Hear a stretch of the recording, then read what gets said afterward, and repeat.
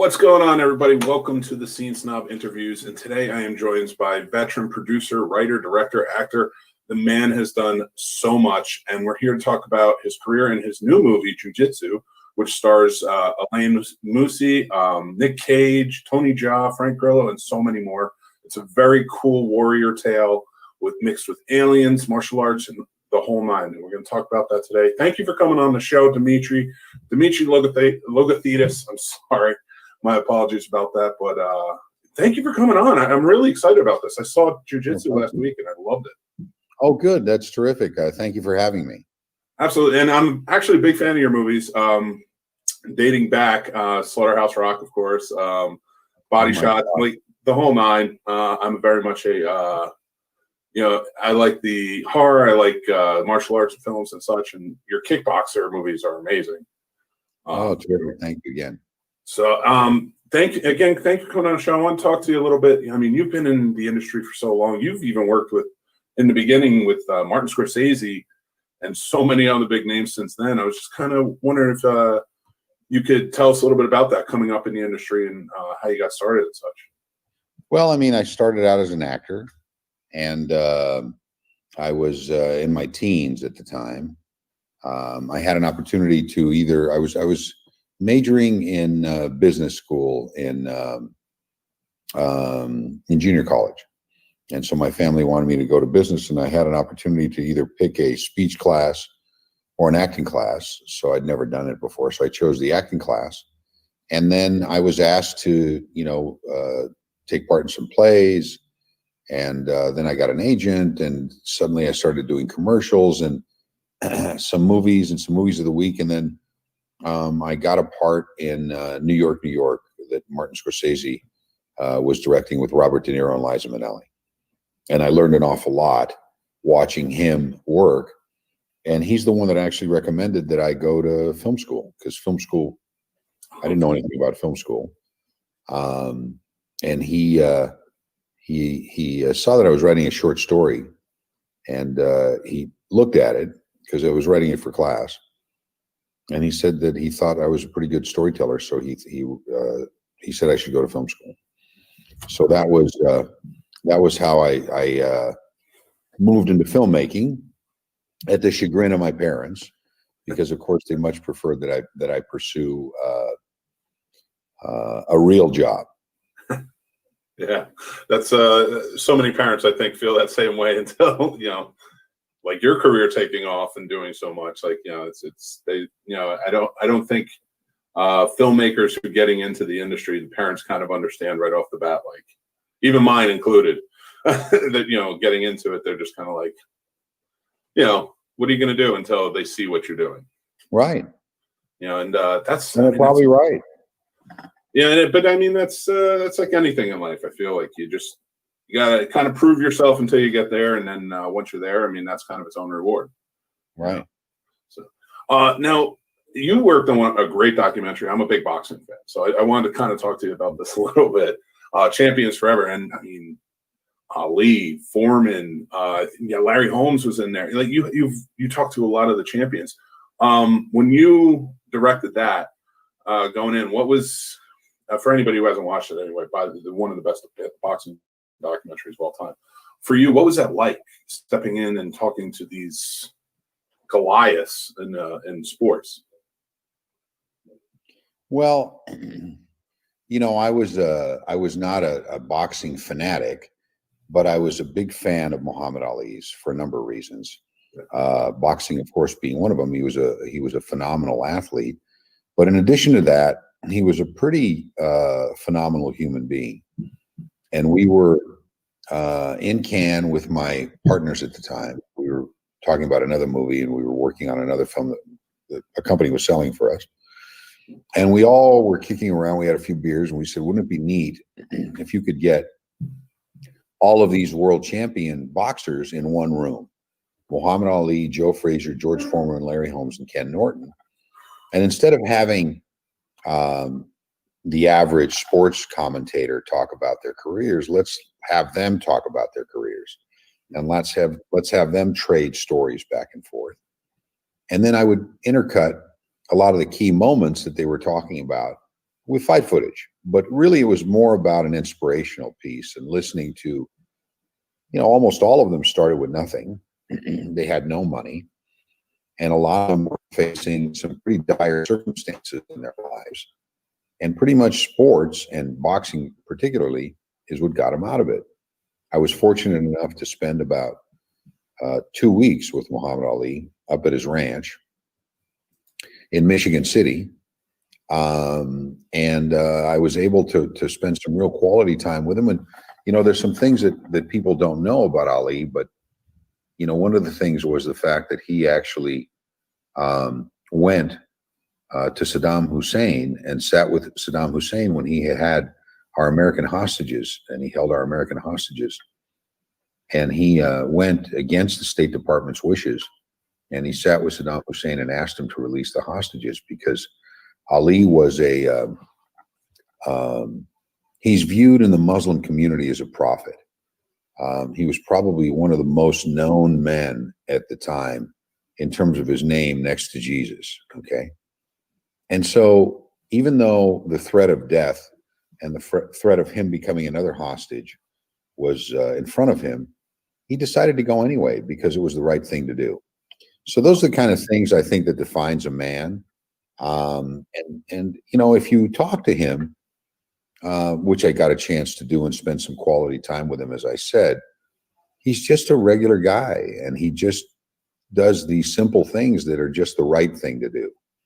He didn't want to go into the Vietnam War, and he was opposed to shooting and killing people. And he almost ruined his career. He was at the top of his career at the time, and they even said to him, "Look, you're not going to have to do anything. You're not going to have to go to war yourself. You can be a spokesperson for us. You could be a celebrity, and so on and so forth." And he said, "But I would still be advocating the Vietnam War, and I'd be advocating being at war." And he said, "I just can't do it." So in addition to being an incredible athlete and propelling the sport of boxing as a black man, okay, and creating this incredible gate that people started to pay him, and he opened the door for a lot of other super athletes, I believe. He did some significant things that that leave you in awe. George Foreman was re-kicking off his career at the time. And I got a chance to talk to George, and he went broke. And he said he had to go back to work because he put all his money in a boys club. He wanted to give back, and he was a minister. And so he was, because he got his break the same way. He went into the Boys and Girls Club that I think it was the Get Start program that Lyndon Johnson had just launched. And he said it got him off the streets, and it gave him the ability to, end up going, and I think he went to the Olympics and won Golden Gloves. So, those are all inspirational tales. And I ended up spending some real wonderful time with these guys. And so I feel very fortunate that happened for me in my career at that time. Yeah, and it really is. I mean, people should definitely check it if you haven't seen it. It's from 1989. It's still one of the best boxing documentaries out. And my dad was a big fan of it, and I watched it with him a lot. So, because we were big boxing fans growing up, and of course Ali and Foreman. I think Foreman was his favorite of all time. He always talked about Foreman. So, that was a big one. But so going from that though, and you've worked in every genre. And you've done some really cool stuff in all the genres. But specifically lately, you've been working more in the martial arts action genres. And, you kicked off a few years ago the remake of the Kickboxer franchise, which, as much as I love the original Kickboxer franchise and always go back to it, you've really taken the story to a next level. I appreciate it. And I really like what you're doing with the Kurt Sloan character. Oh, well, thank you. So for that, and now with Jiu Jitsu, is martial arts in the action movies something that you kind of want to stick with right now that you're working on, or? Well, I've always liked action, and I did a lot of action directing in television, and so I find that martial arts, and I was a martial artist myself, and I studied in two styles, Tang Sudo and Kempo, from some wonderful masters when I was in my early 20s. And I think that martial arts is the real human superhero movie, okay? Because it's always based on a true martial artist, Jean-Claude Van Damme, and a true athlete, right? Steven Seagal, Bruce Lee, Donnie Yen, Jackie Chan, and so on, okay? And with us, I had to go there, and I starred Alan Musi, who is a 6th-degree jiu-jitsu master, okay? Here's a man who weighs 205 pounds, and he can do a front aerial, a back aerial. You see some of the live stunts and the oneers that I pull off in these films. And I think somehow the little boy and little girl in all of us, hopefully, will watch the film, and at some point they'll say to themselves, wait a minute, this isn't an Avengers movie. This isn't an actor who just went ahead and is suited up and they're going ahead and doing a bunch of special effects around them. My guys are actually pulling off all this stuff. And so hopefully you'll see and you'll say to yourself, wow, if I actually study like that, if I actually bear down and spend the time to learn all that, I too could perhaps become as skillful as these fellas. So,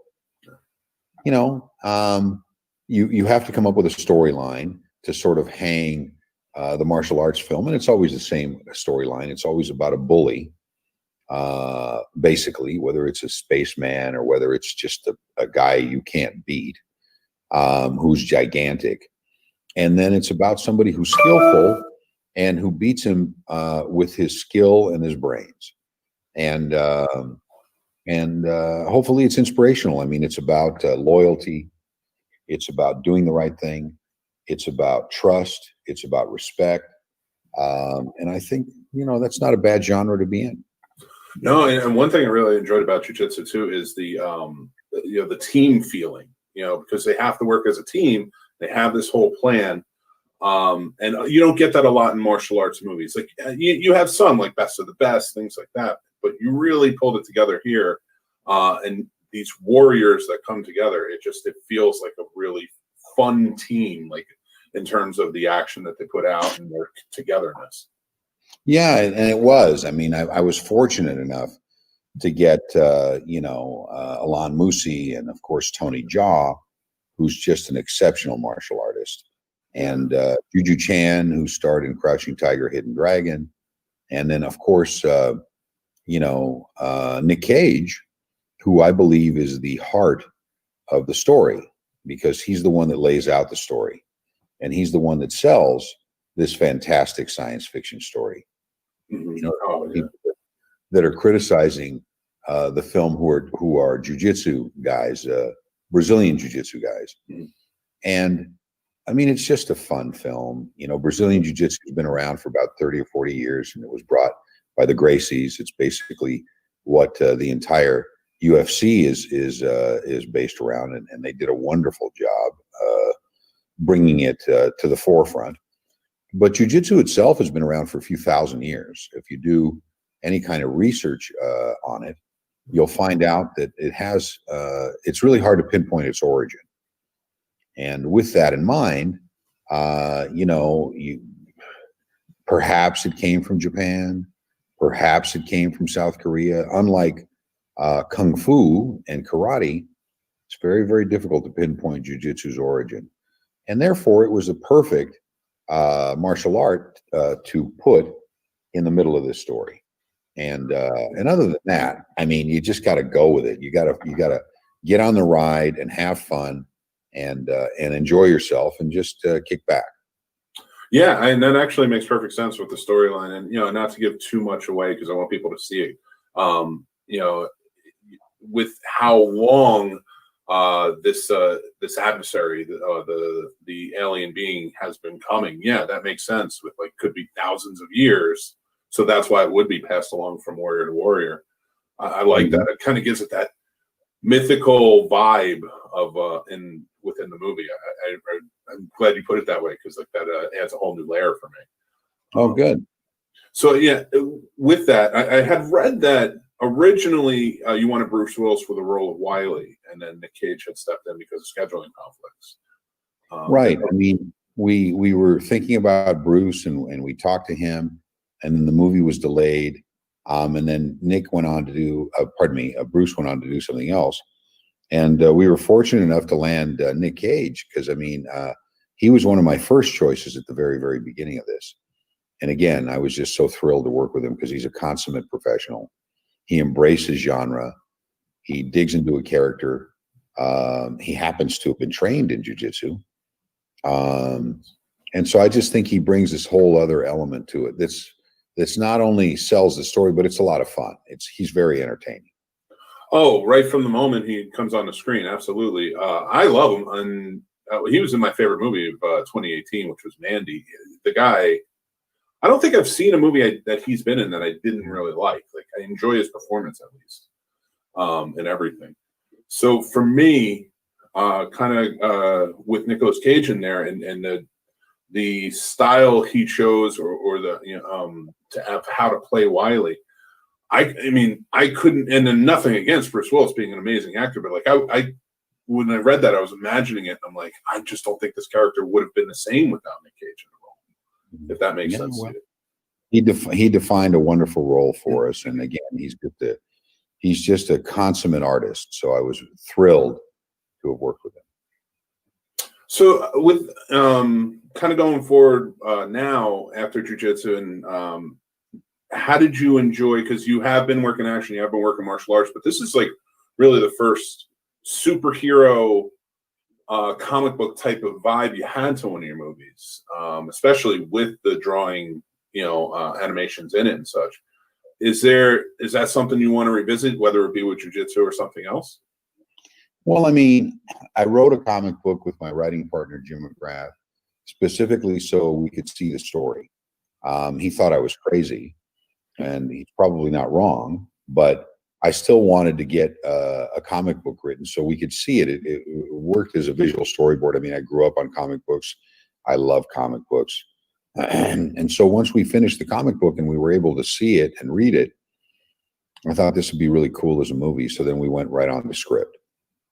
Oh, awesome. Okay. And it worked. So I did also read you are in the process of remaking one of my favorites, The Best of Times, starring Kurt Russell and Rob Williams.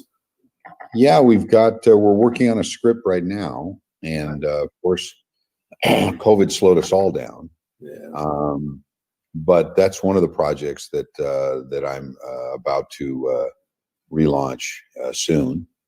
In addition to All of Me, which was a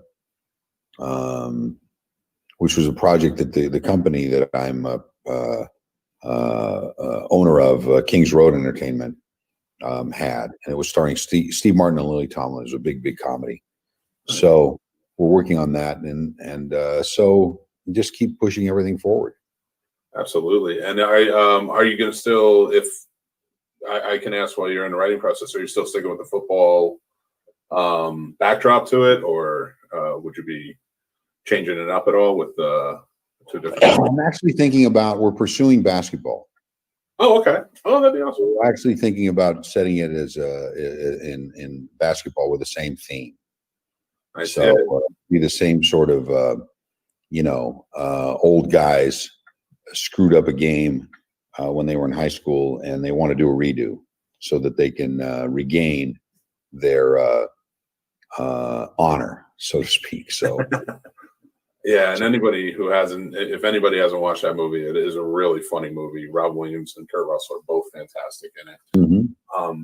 So I have a lot of independent filmmakers come on, especially young emerging filmmakers, and I was wondering if there's any advice you would give being in the career, as long as you have, that you could give to them about like getting in and just how to go about things, especially with writing and directing and producing. Well, I mean, you've heard this a lot. It's a cliche, but it's true.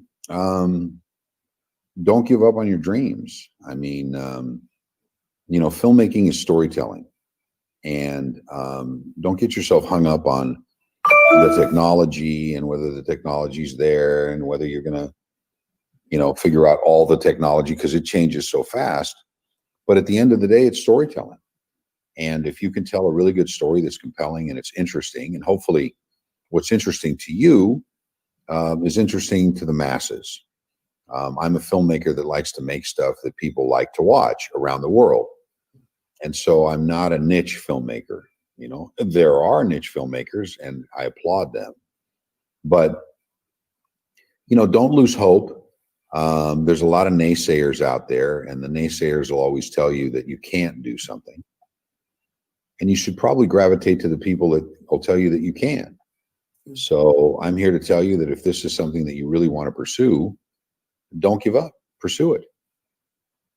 So that is always fantastic advice, and to hear that from established filmmakers is always a big help, I think, and I appreciate that. I like to kind of end things on sort of a fun note, and so I'm going to ask you. So you're a comic book fan. I want to ask you some of your favorite either comic book characters or comic books that you've read. Well, I mean, look, there's a big debate, as you know, that there's only really one superhero, right? And that superhero at the end of the day is Superman. And a lot of people will argue that point, but he's a true superhero. Okay. And Batman is created. A number of the X-Men are created, but the original superhero for me has always been Superman. And based on his mythology, he is a true superhero.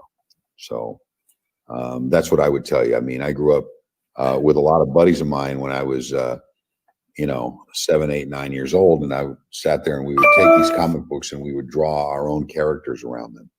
So Superman.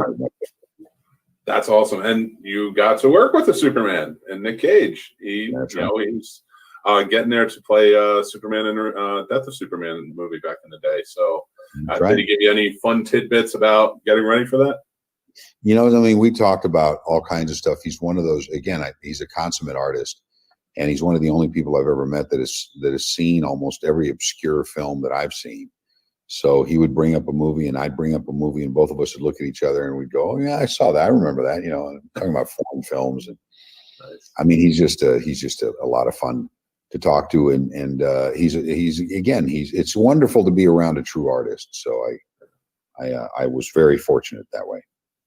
That is awesome. And I love Jiu Jitsu. It's such a fun, action-packed martial arts film. And I thank you for coming on today. And everybody, go check it out. It's in theaters and it's on VOD now. So there's no excuse not to watch it. Dimitri, again, thank you so much. I look forward to everything you're doing. Your movies are fantastic. And just thank you for being on. And your advice. This has been wonderful. Well, thank you. Thank you for having me. All right, and I'm watching everything you put out, and I'm a big advocate for jiu-jitsu. And everybody, this has been the Scene Snob interviews. Check us out on thescenesnobs.com, and thanks again. All right, bye-bye. Take care, sir.